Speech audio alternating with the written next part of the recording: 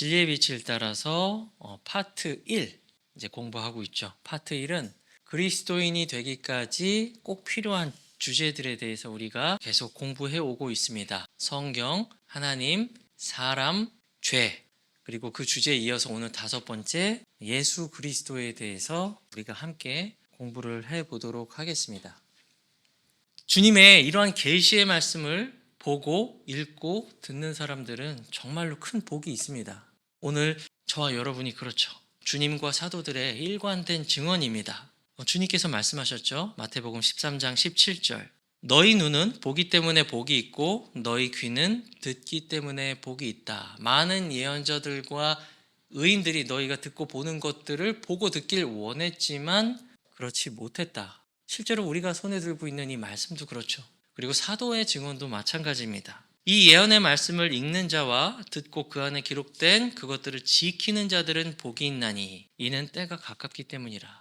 자, 때가 가까울 때 이렇게 주님의 말씀을 펴서 읽고 그 안에 기록된 것들을 지킬 수 있는 주님의 몸된 지역교회, 그리고 그 각 지체로 부름받은 우리 모두가 너무나도 복이 있습니다. 그렇기 때문에 우리가 성경에 대해서, 하나님에 대해서, 그리고 각종 주제에 대해서 공부할 때 이것은 공부라는 부담이 아니라 하나님께서 구원받은 성도들, 우리들에게 주신 너무나도 큰 특혜다, 이런 생각을 우리가 마음속으로 가져야 된다는 것이죠.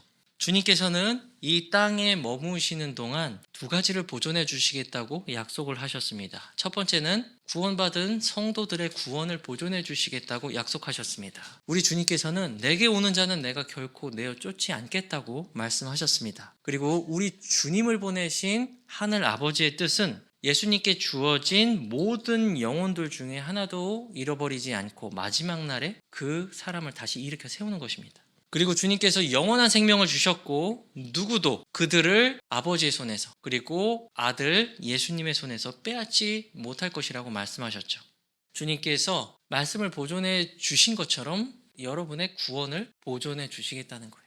특별히 2번째 약속, 주님께서는 자신의 말씀을 보존해 주시겠다고 약속하셨죠. 하늘과 땅은 없어지겠지만 내 말들은 없어지지 않을 것이라고, 1.1획도 땅에 떨어지지 않을 것이라고 말씀하셨습니다. 오늘 이 약속이 신실하게도 성취되었기 때문에 저와 여러분은 오늘 이렇게 주일 아침에 모여서 성경에 대해서, 하나님에 대해서, 사람, 죄, 예수님에 대해서 우리가 이렇게 구체적이고 명확하게 공부를 할 수 있다는 것이죠.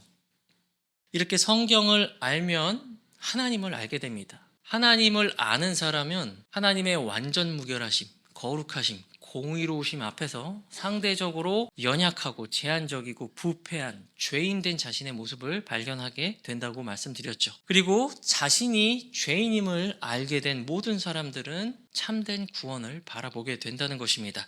이것은 성경이 일관되게 반복하고 있는 패턴이기도 합니다. 이 반복되는 패턴을 통해서 우리가 배울 수 있는 것은 성령님께서는 한 사람의 죄를 깨우치고 자각시키실 때 어떤 신비적인 방법으로 하지 않는다는 것입니다. 바로 하나님의 말씀을 수단으로 성령님은 자신의 죄를 일깨우는 사역들을 하신다는 거예요. 성경 곳곳을 보면은 우리가 이 진리에 대해서 더 큰 확신을 가질 수 있습니다. 사무엘하 12장에서 보면은 여러분도 잘 아시다시피 다윗은 간음과 살인죄를 저질렀습니다. 정말 용서받기 힘든 죄를 저질렀죠. 그렇다고 해서 다윗이 바로 하나님 앞에 엎드려 회개한 것은 아닙니다. 그래서 하나님께서 예언자 나단을 보내셔서 다윗의 죄를 책망하셨죠. 하나님의 계시의 말씀이 임했을 때 다윗은 꼬꾸라져서 하나님 앞에 엎드렸습니다. 자신의 죄를 자각했죠. 다윗이 얼마나 큰 눈물과 슬픔으로 오랫동안 회개의 시간을 보냈는지는 시편의 여러 기록들을 통해서 알 수가 있습니다. 남유다의 요시야 왕도 마찬가지입니다. 요시야 왕은 율법의 책을 발견했죠. 그리고 그 책의 낭독을 들었을 때 요시야 왕은 자기의 옷을 찢었습니다. 왜냐하면 선포되는 이 말씀에 비추어 봤을 때 유다 왕 요시야 자신과 남유다의 모든 백성들이 하나님과 그분의 말씀으로부터 얼마나 멀리 떨어져 있는지 그 영적 상태를 발견했기 때문입니다. 예언자 요나도 마찬가지입니다. 요나는 니느웨의 심판을 선포하러 그 땅으로 보냄을 받았죠. 3장에서 요나는 니느웨 성읍을 돌아다니면서 40일 후에 이 성읍이 멸망당할 것이다라고 선포했습니다. 이 선포를 들은, 이 계시의 말씀을 들은 모든 니느웨 백성들은 고위 여부 상관없이 모든 사람들이 금식을 선포하고 하나님 앞에 엎드려 자복했습니다. 그리고 이사야 예언자는 거룩하신 하나님의 임재 가운데 자신이 입술이 부정한 사람이라는 것을 보게 되었습니다. 자, 우리 모든 사람은 하나님의 이 계시의 말씀 앞에 올바른 태도로 반응해야 되는 책임이 있습니다. 왜냐하면 우리는 본능대로만 살아가는 동물들이 아니기 때문이죠. 하나님의 형상으로 지음을 받은 유일무이한 존재들이 바로 사람들이다. 그래서 이 사람들은 자신의 모든 도덕적이고 영적인 책임이 있습니다. 하나님의 말씀을 들었을 때 그것에 대해서 올바르게 반응해야 되는 책임이 있습니다. 마치 사도행전 2장에서 회심했던 오순절날 유대 회중들처럼 이렇게 말해야 되죠. 사람들, 곧 형제들아, 우리가 무엇을 해야 될까? 그리고 사도행전 16장의 빌립보 간수처럼 내가 구원받으려면 무엇을 해야 되겠습니까? 감히 눈을 들어서 하늘을 우러러보지도 못하고 가슴을 치며 하나님 앞에 긍휼을 구했던 누가복음 18장의 세리처럼 우리는 하나님의 말씀을 마주한 그 순간에 이렇게 반응해야 될 책임이 있다는 것입니다. 그러나 굉장히 슬픈 일이죠. 모든 사람들이 이 하나님의 말씀 앞에 책임 있는 태도로 반응하지는 않습니다. 생명과 사망의 갈림길 앞에서 사람들은 하나님의 말씀에 믿음으로 반응한 것보다는 불신의 반응으로서 스스로 사망의 길을 선택하는 일이 더 많다는 것입니다. 자, 그럼에도 불구하고 이 지역교회에 말씀을 선포하고 가르쳐 지키게 하라는 명령이 얼마나 중요한지는 방금 말씀드린 이 성경의 패턴을 볼 때 알 수 있습니다. 왜냐하면 성령님께서 한 사람을 죄를 자각하고 구원의 필요성을 보게 하실 때는 선포된 말씀을 통해서 그 사역을 하시기 때문입니다. 그렇기 때문에 듣지 못하고 선포되지 못한 분을 사람들이 어떻게 부르고 알고 영접하고 믿을 수가 있겠습니까? 그래서 지역교회에게 주어진 이 지상명령의 사명이 너무나도 중차대하다. 이렇게 성경을 통해서 하나님을 알면 사람은 자신이 죄인임을 알게 되고 구원을 갈망하는 단계까지 이르게 됩니다. 이 모든 과정에서 가장 중요한 역할과 수단을 하는 것이 무엇이냐? 바로 성경 말씀이죠. 성경은 하나님을 알게 하고 죄를 알게 하고 구원의 필요성을 알게 합니다. 그리고 거기에서 멈추는 것이 아니라 더 나아가서 구원을 얻을 수 있는 수단도 하나님의 말씀이에요. 베드로전서 1장 23절은 이렇게 말씀하죠. 너희가 거듭난 것은 썩을 씨에서 난 것이 아니요 썩지 않는 씨에서 난 것이니 살아있고 영원히 거하는 하나님의 말씀으로 된 것이니라고 말씀하고 있습니다. 모든 진리의 인식과 아는 것으로부터 시작해서 구원을 받는 전 과정의 가장 중요한 수단이 바로 하나님의 특별 계시인 성경 말씀이다. 그렇기 때문에 우리 손에 들려진 이 보존된 말씀을 들고 우리가 신앙생활하고 성도 간에 교제하고 모일 수 있다는 것은 너무나도 큰 하나님의 특권이다. 우리가 만입이 있어도 이 감사를 하나님께 다 드리지 못할 것입니다. 이렇게 하나님께서는 스스로 죄의 문제를 전혀 해결할 수 없어서 소망 없는 상태에 있는 사람들에게 놀라운 선물을 주시죠. 놀라운 사랑의 선물을 주십니다. 그것이 바로 우리 주 예수 그리스도십니다. 로마서 6장 23절은 말씀하고 있죠. 죄의 싹슨 사망이나 하나님의 선물은 예수 그리스도 우리 주를 통해 얻는 영원한 생명이니라 이렇게 말씀하고 있잖아요. 하지만 우리가 지금 믿고 있는 이 예수님은 영화에서 갑자기 배우가 이렇게 극적으로 등장하듯이 어느 날 갑자기 계획도 없이 돌발적으로 역사의 무대에 등장하지 않으셨습니다. 하나님께서는 이 모든 사람들을 위해서 예수님을 구속사적인 목적과 뜻에 맞춰서 점진적으로 계시해 주셨습니다. 우리가 구약 성경을 보면은 점차 예수님의 구속적인 예언과 계획이 확장되어 가는 것을 보게 됩니다. 개인에서 가족으로, 가족에서 민족으로, 민족에서 온 세상으로 하나님의 구속의 계획이 실행되는 것을 볼 수 있습니다. 우리가 잘 아는 성경 창세기 3장에 보면은 아담과 이브가 주님의 말씀을 불순종하고 죄와 타락의 길로 들어서게 되죠. 하지만 너희가 확실히 죽으리라는 주님의 말씀에도 불구하고 아담과 이브는 그 당장 죽지는 않습니다. 어떤 일정한 유보의 기간이 주어지죠. 그리고 그들의 죄를 당장 그들에게 돌리지 않고 아담과 이브를 위해서 한 짐승의 피를 흘리고 그 짐승의 가죽으로 그들의 죄의 수치를 덮어주셨습니다. 이것이 창세기 3장 21절에 등장합니다. 그리고 아담과 이브를 대신해서 죽은 이 짐승은 창세기 4장 4절에 의하면 어린 양이라는 것을 알게 됩니다. 이렇게 이것을 원복음, 원시복음이라고 부르기도 하는데요. 벌써 창세기 시작부터 등장하는 예수님께서 우리의 구속을 예표하는 그림으로서 구체적으로 보여주고 있습니다. 이것이 구약 성경에 언급된 첫 번째 대속의 예표로 보여주고 있습니다. 이때는 하나님께서 가죽 옷을 아담과 이브 개인에게 주시고 입혀주시면서 각 개인의 죄를 속해 주셨습니다. 덮어 주셨어요. 그런데 이제 시간이 수천 년 지나서 이스라엘의 출애굽 시기가 되면은 이 계시가 더 확장되어서 제공된다는 것을 보게 됩니다. 이스라엘이 출애굽하면서 유월절 사건을 겪게 되죠. 그때 하나님께서는 이집트의 모든 첫 태생들을 죽이겠다고 하셨습니다. 하지만 하나님께서 그 각 가정의 집에 어린 양의 피가 발라져 있는 그 집은 넘어가셨죠. 유월하셨습니다. 사망과 죽음이 그 집을 넘어갔습니다. 이렇게 어린 양의 피는 한 가족을 구원합니다. 그리고 레위기 16장을 보면은 대속죄의 일이 등장합니다. 대제사장은 이 민족적 이스라엘의 불결함, 부정함을 정결케 하기 위해서 속죄 염소를 통해서 그 피를 가지고 지성소에 들어가서 속죄하는 모습을 보여줍니다. 이제 예수 그리스도를 상징하는 이 짐승의 피는 한 개인, 한 가정을 넘어서 민족적 이스라엘 전체를 속죄합니다. 이제 하나님의 구속사적인 때가 절정에 이르렀을 때 우리 주 예수님께서는 처녀의 몸에서 탄생하시죠. 그리고 공생의 시작과 함께 침례자 요한은 그분을 보면서 이렇게 선포합니다. 세상 죄를 제거하시는 하나님의 어린 양을 보라. 세상 죄를 제거하시는 하나님의 어린 양을 보라.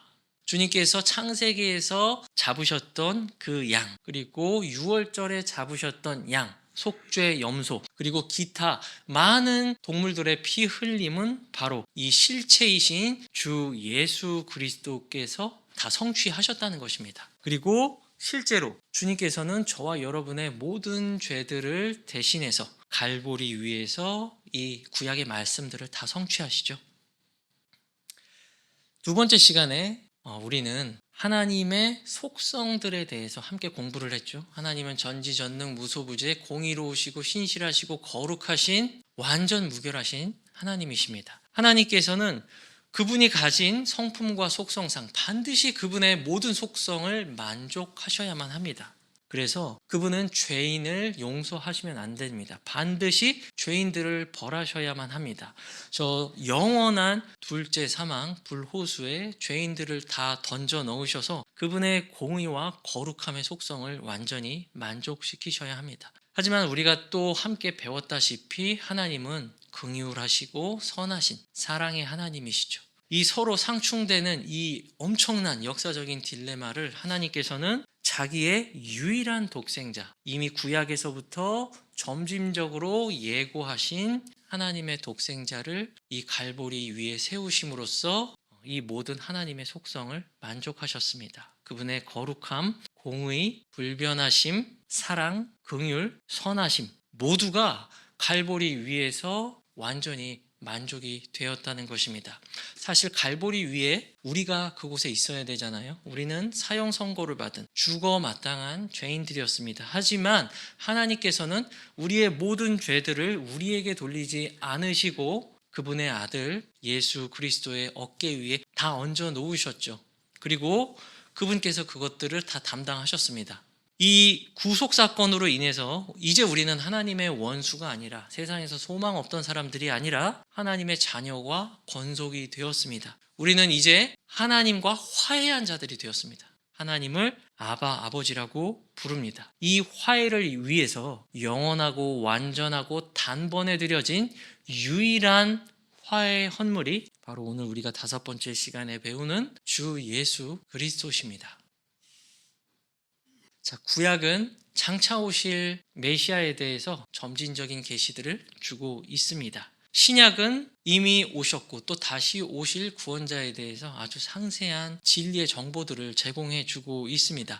우리가 성경에 있는 모든 것들을 다 살펴보는 것은 시간의 역부족이죠. 불가능합니다. 그래서 요한복음에 나타난 우리 주님의 선언, 나는 누구누구이다 라고 스스로를 정의하시는 말씀을 한번 살펴보면서 이 예언의 성취자 되시는 주 예수님이 어떤 분이신지 보고자 합니다. 나는 생명의 빵이다 라고 말씀하셨습니다. 우리 주님께서는 하늘에서 내려오는 참빵, 참 생명의 빵이세요. 그런데 대조적으로 구약에 있던 광야의 이스라엘 백성들은 모세를 통해서 만나를 먹었죠. 하지만 그 만나는 다시 먹어도 배고팠습니다. 그리고 광야에서 가끔 주님께서 샘을 내주셨지만 그것을 마셔도 다시 목말랐습니다. 하지만 참된 음료, 참된 빵을 제공하시는 우리 주 예수님을 믿는 자는 영원한 생명을 얻고 다시 줄이거나 목마르지 않게 될 것입니다. 이것은 오직 주 예수님만이 모든 구원받은 신자들의 영적 생명의 유일한 공급자 되신다는 것을 보여주는 말씀이죠. 우리 주님께서는 또한 세상의 빛이십니다. 누구든지 주님을 믿고 따르는 자들은 어둠 가운데 다니지 않고 생명의 빛을 얻게 될 것입니다. 우리 주님께서는 참된 진리와 방향을 제시해주는 유일한 구원자다라는 것을 보여줍니다. 우리 주님께서는 또한 양의 문이십니다. 나는 문이라 라고 스스로 선포했습니다. 누구든지 이 문을 통해서만 들어갈 수 있습니다. 누구든지 이 문을 통해서만 구원을 받을 수 있습니다. 그리고 예수님께서 자신 스스로를 문이라고 선포한 것은 그 당시 고대 팔레스타인의 목축 풍습을 알면은 우리가 조금 더 자세히 이해할 수 있습니다. 고대 팔레스타인에서는 들판에서 목자가 양떼를 치다가 밤이 되면은 양 우리에 몰아놓고 그리고 그 입구에서 목자 스스로가 잠을 청합니다. 그리고 스스로가 양의 문의 역할까지 합니다. 그 이유는 두 가지예요. 첫 번째는 이 양들을 훔치려는 강도로부터 이 양들을 보호하기 위함입니다. 그리고 두 번째는 사나운 짐승들이 와서 이 양들을 채워가지 못하도록 하기 위함입니다. 이 두 가지 목적 때문에 이 목자는 자기 생명을 무릅쓰고 밤중에도 양 우리에 스스로 문이 되어서 그곳을 지키고 잠들고 깬다는 거죠. 자, 이것을 보면은 목자가 양을 위해서 얼만큼 헌신하는지를 알 수 있습니다. 주님께서는 이러한 배경을 바탕으로 자신 스스로를 선한 목자라고 말씀하셨죠. 그분은 양의 문이실 뿐만 아니라 선한 목자가 되십니다. 선한 목자는 양들을 위해서 기꺼이 자신의 생명을 내어 놓습니다. 선한 목자가 되시는 예수 그리스도의 강력한 예표 중에 한 구약 인물이 바로 다윗이죠. 여러분, 다윗의 직업이 처음에 무엇이었죠? 목동이었습니다. 목동인 다윗은 자기의 양을 지키기 위해서 때로는 사나운 짐승들, 사자나 곰과 맞닥뜨려야 됐었어요. 자, 그런데 다윗은 포기하지 않았습니다. 곰이다, 사자다. 돌아가서 내 목숨이나 좀 보존해보자. 자, 이러지 않았습니다.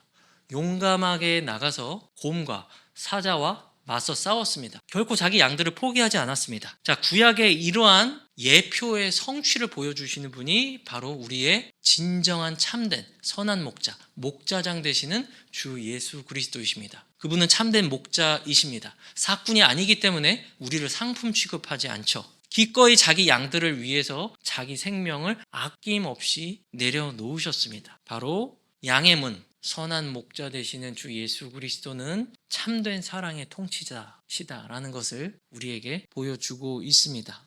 그리고 그분은 또한 부활이고 생명이십니다. 주님께서 요한복음 11장 25절에서 말씀하시죠. 나는 부활이요 생명이니 나를 믿는 자는 죽어도 살겠고 라고 말씀을 하십니다. 자, 이 11장의 문맥은 우리 주님께서 죽은 나사로를 살리시는 문맥에서 하신 말씀입니다. 나사로는 죽은 지 며칠이 지났고 이미 시신이 부패해서 썩은 냄새가 도처에 진동하는 그런 사람이었습니다. 그런 상태에서 주님께서는 나는 부활이요 생명이다 라는 이 선언이 그냥 공수표가 아니고 허언이 아니라는 것을 증명하기 위해서 그 죽어서 부패하고 썩은 나사로를 죽음에서 다시 살리심으로써 이 말씀을 입증하셨습니다. 주님께서 말씀하셨습니다. 나는 부활이요 생명이니 나를 믿는 자는 죽어도 살겠고 무릇 살아서 나를 믿는 자는 영원히 죽지 않을 것이다. 이 후자는 우리가 기다리고 있는 휴거에 관한 소망이죠. 그렇죠? 살아서 믿는 우리. 공중에서 주님을 강림하셨을 때 우리는 죽음을 경험하지 않고 공중에서 새 몸으로 변모돼서 주님을 맞이하게 될 것입니다. 그분은 길이요 진리요 생명이라고 자신에 대해서 이렇게 말씀하셨습니다. 선언하셨어요. 예수님은 길이십니다. 우리가 이것을 유대인의 측면에서 좀 이해해 볼 필요가 있습니다. 예수님께서 길이라고 말씀하셨을 때는 제가 앞에서 언급드렸던 레위기 16장 모든 민족적 이스라엘의 죄를 대속하기 위해서 오직 대제사장만이 들어갈 수 있는 곳, 바로 그 지성소로 들어가는 그 길이, 유일한 길이 바로 주 예수 그리스도시라는 것입니다. 그리고 예수님께서는 속죄 염소의 피를 들고 갔던 인간 제사장이 아니라 자신 스스로가 단번에 영원히 완전히 드려진 화의 헌물로서 영원하신 하늘 성소, 그 지성소로 들어가서 하나님 앞에 자신의 피를 드렸다는 것입니다. 그렇기 때문에 우리 주님께서는 나는 길이요 진리요 생명이라고 담대하게 모든 사람들에게 선언할 수 있다는 것이죠. 나로 말미암지 않고는 아버지께로 나아갈 다른 길이 결단코 존재하지 않는다. 이것은 굉장히 충격적인 말씀이죠. 우리 주님께서는 생명의 빵이 되시고 세상의 빛, 양의 문, 선한 목자, 부활과 생명 되십니다. 이렇게 믿는 모든 사람들에게 영존하는 생명을 제공해 주실 뿐만 아니라 주님께서는 참 포도나무가 되십니다. 주님께서는 참 포도나무이시기 때문에 붙어있는 모든 가지들에게 영양분을 공급해 주실 수 있습니다. 구원을 주실 뿐만 아니라 그 구원의 생명으로 성도들로 하여금 열매 맺게 하는 능력을 주시는 분도 바로 주님이라는 것이죠. 누구도 우리 주님을 떠나서 영적인 일에 자기 스스로의 힘으로 열매 맺을 수 있는 사람은 아무도 없습니다. 포도나무로부터 떨어져 땅에 떨어진 가지들을 한번 상상해 보시기 바랍니다. 그 결말은 정해져 있죠. 말라 죽어서 사람들의 발에 밟혔다가 결국은 땔감으로 들어가게 될 것입니다. 우리 주님께서는 참 포도나무이십니다. 이 모든 주님의 선언들을 볼 때 주님께서는 참으로 우리가 소망을 둘 만한 모든 것이다 라는 고백을 할 수밖에 없습니다. 우리가 이분을 떠나서는 그리스도교적 신앙 자체가 성립이 되지 않죠. 성경 계시를 주신 목적은 하나님께서 사람들로 하여금 자기 자신을 드러내셔서 하나님을 알게 해주시고 그리고 사람이 죄인임을 보게 하시고 구원이 필요함을 보게 하시려고 계시를 주셨습니다. 거기에서 멈추지 않고 자신의 유일한 독생자를 제공해 주셨다는 복음을 보여주셔서 구원에 이르게 하셨죠. 제가 처음에 성경의 모든 진리는 서로 밀접한 연관을 가지고 있다라고 말씀드렸는데 이러한 개념은 우리가 계속 앞으로 다음에 공부할 주제들에서도 계속 생각을 하시면 도움이 됩니다. 바로 이 예수님께서 다시 오신다고 말씀하셨죠. 이것들을 증언하시는 분께서 이르시기를 당신 자신을 생명의 빵이고 세상의 빛이고 양의 문이고 선한 목자라고 그리고 참 포도나무라고 선포하시고 증언하신 이 분께서 이르시기를 이렇게 말씀하십니다. 반드시 내가 속히 가노라 이렇게 말씀하십니다. 교회 시대 모든 성도들을 예표하는 사도 요한은 이것에 대해서 어떻게 반응하죠? 아멘, 주 예수님이 정녕 그와 같이 오시옵소서 라고 화답을 합니다. 우리 모두의 화답이 되어야 되겠죠. 그렇죠? 자, 묵상과 교제입니다. 자, 우리가 이런 주제를 나누고 한번 또 묵상해 보는 것이 매우 유용합니다. 그리스도인인 나에게 주 예수 그리스도는 어떤 분이신지 여러분 한번 마음속으로 묵상해 보시고 우리 지체들과 나눠보셨으면 좋겠어요. 예수님께서 하나님의 어린 양이라고 불리는 이유가 무엇입니까? 구약의 희생 제사들과 어떤 관계가 있습니까? 제가 앞서서 다루긴 했지만 한번 이것도 묵상해 보시고 한번 나눠보셨으면 좋겠고요. 죄의 삭은 사망이나 하나님의 선물은 영원한 생명이라는 말씀이 우리에게 어떠한 의미를 가지는지도 한번 묵상해 보았으면 좋겠습니다. 그리고 마지막으로 예수 그리스도를 통해 우리가 하나님과 화해했다는 것이 우리의 삶에 어떤 변화를 가지고 왔는지도 한번 묵상해 보고 우리 지체들과 함께 이렇게 교제해 보는 것도 영혼에 많은 유익이 된다 이렇게 말씀을 드리고 싶습니다. 기도하고 마치겠습니다.